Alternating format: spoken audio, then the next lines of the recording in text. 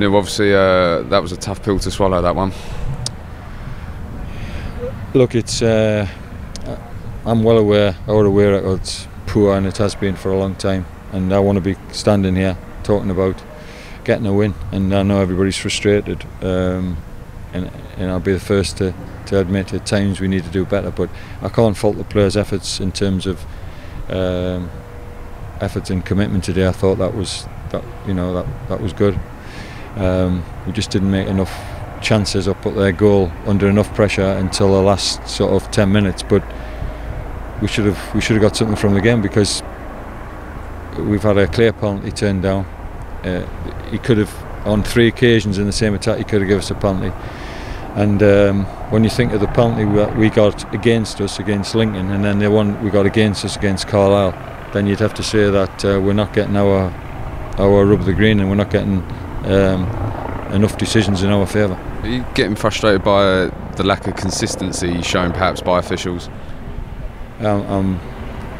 It's getting worse and worse. I mean, you sound like you're a bad loser if you come on every time talking about officials, but the Lincoln penalty was so bad we got an apology about that. Not heard anything about the Carlisle one, but we've all watched football before, and if you're going to give a penalty for that in the box, then you'd be given a lot more than the one penalty on the night. And then today you've got a Mitch Clark going into the box, could have been a penalty.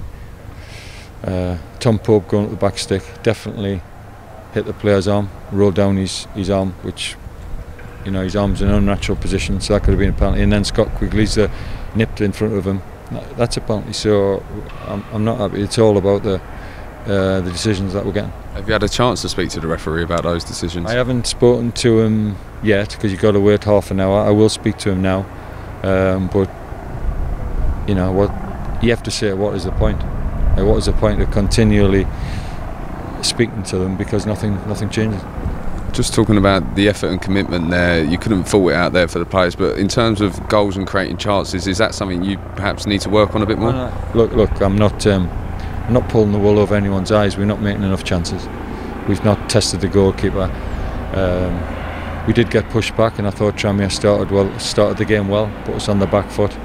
But when we've had good possession, we've not used it well enough, and we're certainly not making enough chances for our forwards to go.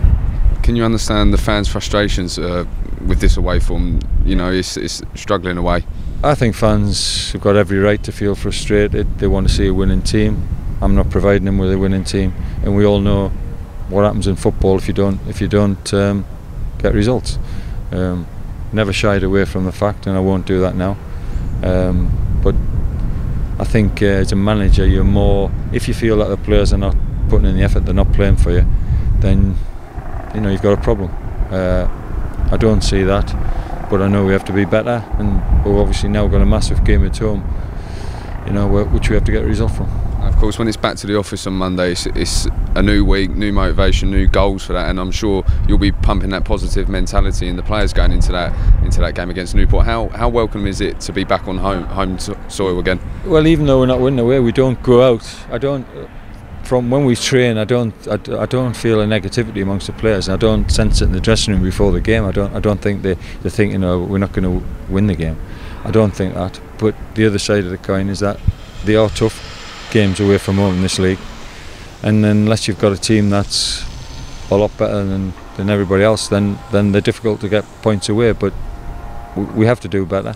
Tom Conlon, can you give us an update on his injury situation?